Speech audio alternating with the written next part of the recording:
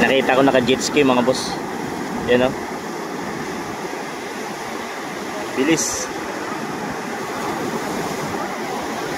Oh, nasa medyo malalim na yun.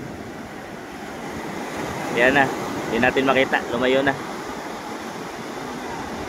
Ayun o. Jet ski in Moyne. Totally palubog na yung araw. Pasan na set. Yan o. Kunti na lang. 5:40 na.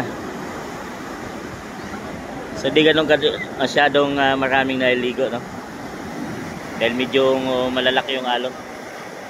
Ito mga sakap to pag surfing. Yan o. Dito kalalakas yung alon.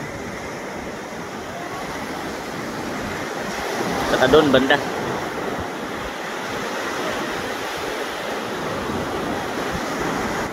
Yan. Pa sunset. Sunset na.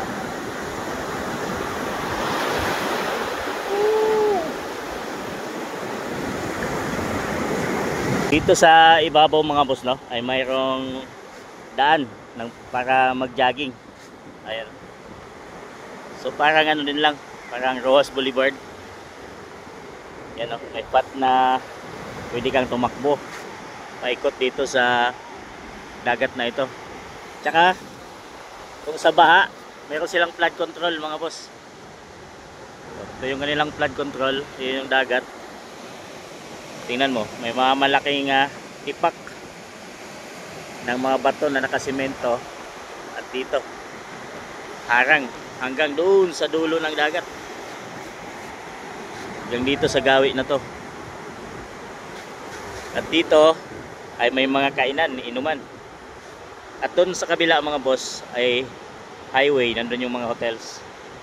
Ito ay extension lang to ng mga naliligo, kumbaga resort. Yan, may mga kubo-kubo doon sa part na yan